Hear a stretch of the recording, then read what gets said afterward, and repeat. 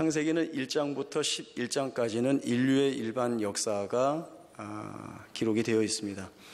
그리고 12장부터는 아브라함을 언약으로 부르시는 것을 기점으로 해서 이삭과 야곱으로 이어지는 그러한 믿음의 역사가 기록이 되어 있습니다. 또 37장부터 마지막 50장까지는 요셉의 생애를 이야기하면서 그 안에서 이루시는 하나님의 목적과 뜻들을 상세히 설명을 해주고 있습니다. 그런데 이제 막 요셉의 이야기가 시작되었는데 오늘 38장의 말씀, 갑자기 유다의 사건이 끼어들고 있습니다. 야곱의 아들 유다와 그의 며느리 다말과의 사이에서 있었던 이 사건은 지금 말씀을 저희가 앞부분만 보았는데 38장 전체적인 내용으로 보면 시아버지 되는 유다와 며느리인 다말이 관계를 통하여서 두 아이를 낳게 되는 내용이 나오고 있습니다. 지금까지 아브라함과 이삭과 야곱, 그리고 자연스럽게 요셉으로 이어지는 이 언약에 관한 이야기의 흐름이 방해를 받는 듯이 보여집니다. 유다와 며느리 다말 간의 이 사건은 또 우리 시각으로 볼 때 대단히 불편하고 거슬리기까지 합니다. 도덕적, 윤리적 차원에서 불편하고 또 성경에 이런 이야기가 합당한가라고 하는 마음으로 거슬립니다. 그러나 하나님의 말씀인 성경이 필요치 않은 사건을 기록해 놓을 리는 없습니다. 분명히 기록되어 있는 이 말씀이 오늘 우리에게 주시는 내용이 있기 때문에 기록이 되어 있는 줄로 저희가 알고 있습니다. 그래서 무엇을 하나님의 말씀하시려고 하는가라고 하는 내용을 오늘 저희들이 좀 살펴보려고 합니다. 그러기 위해서 38장 전체의 내용을 간단하게 설명을 좀 드리겠습니다. 야곱은 12아들을 데리고 있습니다. 그런데 넷째 아들인 유다가 아버지와 형제들을 떠나서 가나안 여인과 결혼하고 또 세 아들을 낳습니다. 엘과 오난과 셀라입니다. 그리고 장남 엘을 위하여서 다말이라고 하는 며느리를 드리게 됩니다. 창세기 38장 7절을 보면 엘이 여호와 보시기에 악을 행하여 하나님이 그를 죽이십니다. 그가 어떤 악을 행하였는지는 드러나지 않고 있지만 하나님이 그를 죽이시기까지 하는 것을 보면 그가 극악한 죄를 저질렀다라고 하는 것은 충분히 우리가 생각할 수 있는 내용입니다. 그런데 이 당시에는 이스라엘뿐만 아니라 그 근방에 있는 모든 사람들이 결혼 제도와 관련된 이러한 내용을 가지고 있습니다. 계대 결혼 제도 또는 형사 취수 제도라고 하는 내용인데 이것은 형이 아들이 없이 죽으면, 다시 말해서 후사를 잇지 못하고 죽으면 동생이 그 형수에게 들어가 형의 후사를 잇게 하는 책임을 지는 그러한 법입니다. 지금의 상황에서 이러한 내용들을 보면 우리의 마음에, 앞에서도 말씀드렸지만 걸리는 부분들이 많이 있는데 이러한 법이나 제도가 그 당시에 필요했던 것은 첫 번째로 후사를 굉장히 중요시 여기는 문화 안에서 갖는 이해였고, 또 하나는 홀로 남게 된 그 가족 일원에 대해서 그 가족이 책임을 지고 있는 것에 대한 차원에서 이러한 제도와 법이 시행이 되고 있었습니다. 유다는 이 제도에 따라 둘째 아들인 오난을 그 형수되는 다말에게 들여보내게 됩니다. 내 형의 동생으로서의 본분을 다하라 라고 하는 것이죠. 그러나 오난 입장에서 볼 때는 이 상황이 썩 좋지 않아 보입니다. 왜냐하면 아들을 낳아도 자기의 아들이 되는 것이 아니라 형의 아들이 되는 것입니다. 그리고 이 아들은 형의 아들로서 아버지의 후사가 되는 것입니다. 자기가 형수를 통하여서 낳은 아들이 아버지의 후사가 된다라고 하는 것은 후사되는 것으로만 끝나는 것이 아니라 나중에 유산을 분배할 때에도 오난의 입장에서는 굉장히 불이익을 당해야 되는 그러한 입장에 서 있습니다. 그래서 오난은 아버지의 말씀에 따라서 다말에게 들어가긴 하지만 아이를 갖지 않기 위하여서 땅에 설정하게 됩니다. 이 일을 하나님이 악하게 보시고 이 오난도 죽이십니다. 유다의 입장에서 볼 때는 큰아들과 둘째 아들이 죽었습니다. 엘과 오난이 죽었습니다.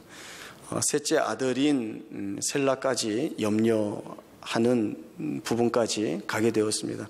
그래서 장성하면 셀라를 내게 주겠다, 친정에 가 있어라 해서 며느리 다말을 보냈지만 사실 유다의 마음속에는 셀라는 주지 않겠다라고 하는 결심이 서 있었던 것입니다. 이러한 유다의 마음을 간파한 다말이 치밀한 계획을 하나 세우게 됩니다. 창세기 38장 12절부터 27절까지의 내용을 보면 다말이 변장하여서 그 시아버지 유다를 속여서 관계를 갖게 됩니다. 그리고 세라와 베레스를 낳게 됩니다. 여기까지의 정황들을 기억을 해두시고 오늘 말씀의 이해를 돕기 위해서 성경 다른 곳 한 부분을 더 보겠습니다. 마태복음 1장 1절에서 6절입니다.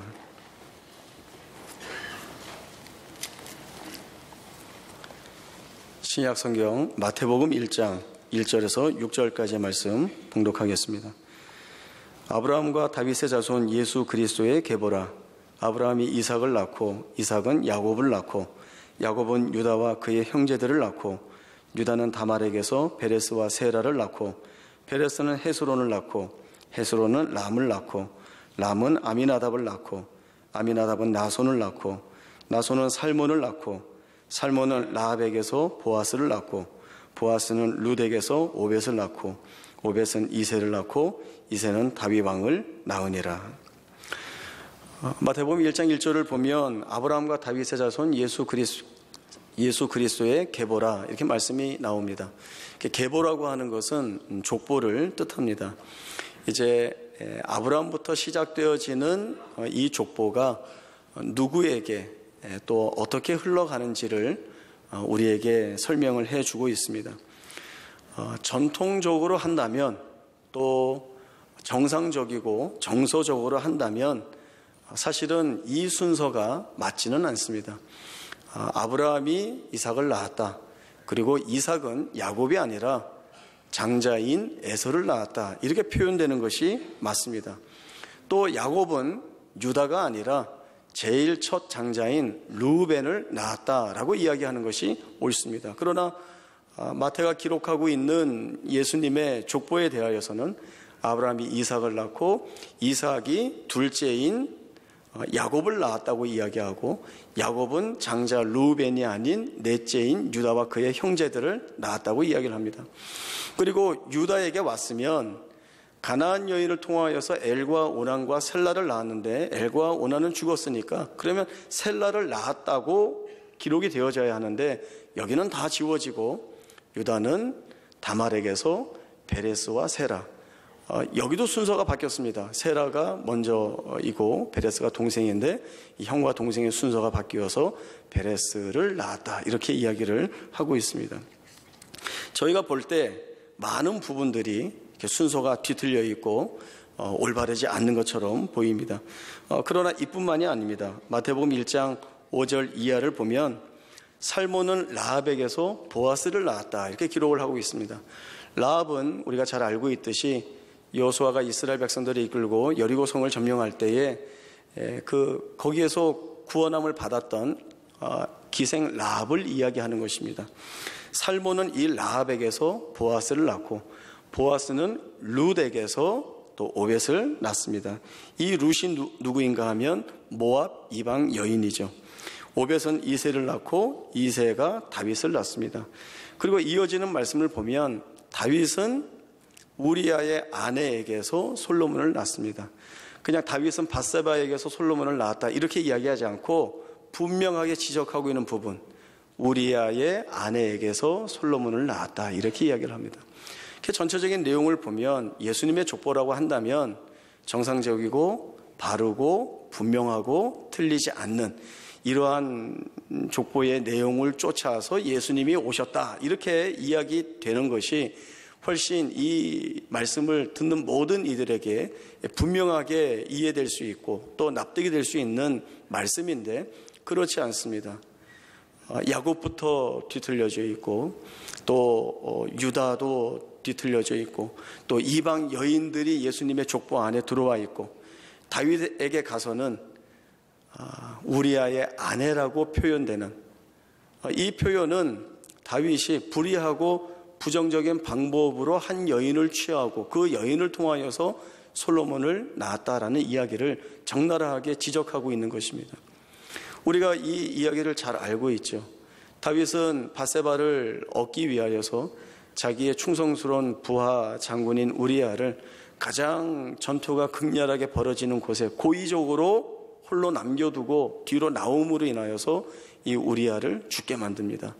그리고 그 남편이 죽은 후에 마치 정당하다는 듯이, 떳떳하다는 듯이 이 밧세바를 자기의 아내로 맞아들이게 됩니다.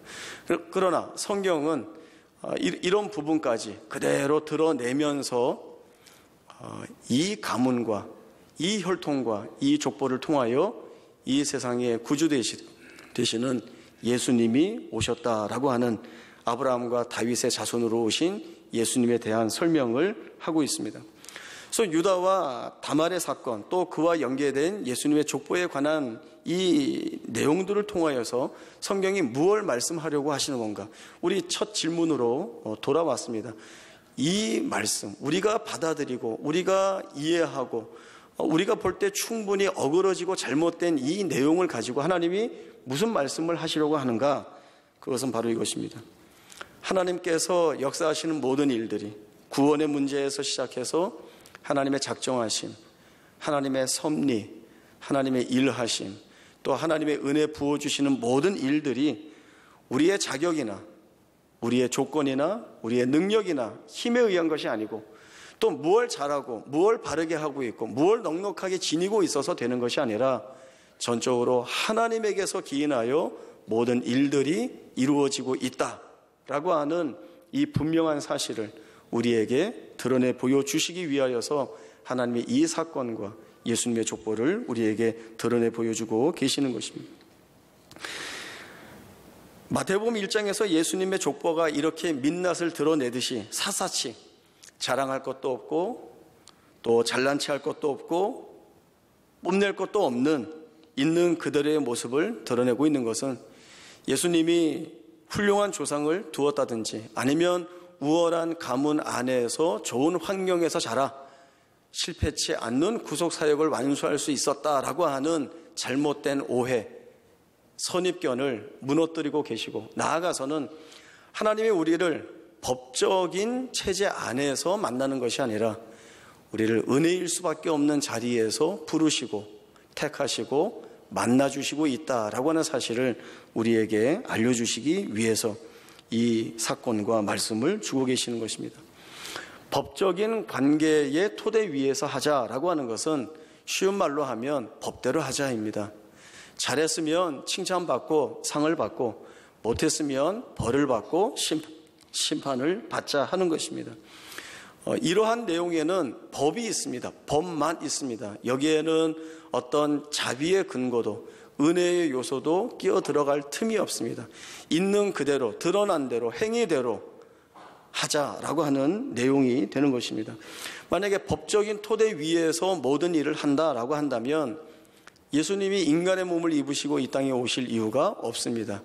하나님으로서 재판하시는 심판관으로서 오셔서 우리의 행한 대로 다 결론 내리시면 되는 것입니다.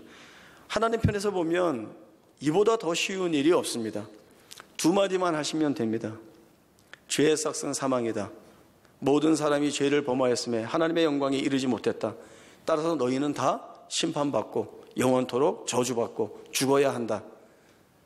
훨씬 쉽습니다. 훨씬 편하죠. 억울하다는 이야기를 들을 필요도 없고 변명을 받으실 필요도 없습니다. 이 안에는 저주와 심판과 사망뿐입니다. 그리고 우리가 행하는 모든 일들은 하면 할수록 더욱 분명하게 죄를 드러냅니다. 부패한 본성 안에서 전적으로 타락한 죄인인 우리가 행하는 모든 것들은 법적인 측면에서 보면 다 죄입니다. 우리는 선을 행할 능력도, 의를 드러낼 능력도, 거룩과 진리를 드러낼 실력도 없습니다. 그 어떠한 것이라도 우리가 선한 영향력을 끼칠 수 있는 것이 아무것도 없다라고 하는 것이죠. 이것이 법적인 토대 위에서 우리를 바라보는 실제적인 내용이 됩니다. 그러나 하나님은 이 법적인 관계의 토대 위에서 우리를 만나시려고 하지 않습니다. 하나님은 세상은 그렇게 가자라고 이야기하는데 하나님은 세상이 말하고 있지 않는 방향, 그리고 세상이 알지 못하는 방향에서, 그 토대 위에서, 그 관계 위에서 우리를 만나시려고 합니다. 그 은혜의 자리이고 바로 십자가입니다. 십자가는 겉으로 볼 때 굉장히 잔인한 자리입니다. 큰 죄를 지은 죄인을 가장 고통스럽게 죽이는 자리입니다.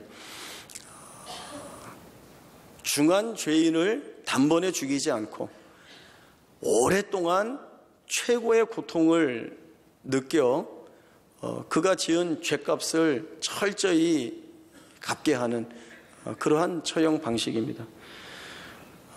그러나 하나님은 그러한 참혹한 십자가의 자리를 하나님의 구원이라고 하는 은혜를 베풀어 주시는 자리로 바꾸어 내셨고, 이 자리를 통하여 우리를 살리시는 결정을 하시게 되는 것입니다. 우리가 생각을 해보면 하나님이 능력이 있고 실력이 있고 정말 잘하고 늘 바르고 그리고 늘 옳은 그런 사람들하고만 일하시는 것이 아니어서 얼마나 다행이라고 생각하는지 모릅니다. 만약 하나님이 그런 사람들하고만 일한다고 한다면 이 세상 그 어느 누구가 하나님의 마음을 흡족하게 하여 하나님의 일을 할 수가 있겠습니까? 그 어느 누구가 하나님으로부터 너는 바르다, 너는 의롭다, 너는 정당하다, 너는 옳다라고 하는 이 평을 받을 수 있겠습니까? 아무도 없죠. 아무도 없습니다. 그러나 하나님이 누구를 데리고 그리고 무엇을 통해 일하시는가? 세상이 인정하지 않는, 세상이 이해할 수 없는 방식과 방법을 통하여서, 사람을 통하여서, 조건을 통하여서 일하고 계심을 우리에게 보여주시고 있습니다. 왜요? 하나님이 우리를 법으로 만나는 것이 아니라 은혜로 만나시는 분이심을 우리에게 보여주시기 위해서입니다. 우리가 한 것이 아니라 하나님이 지경을 넓히시고 또 하나님이 필요하실 때 열어주시는, 또 하나님이 우리로 하여금 함께 하시는 그 동행하심을 통하여서 우리에게 은혜를 주고 계십니다. 저는 이 관점을 좀 더 넓히기를 원합니다. 우리의 삶에는 늘 우리 마음 같지 않은 일들이 많이 있습니다.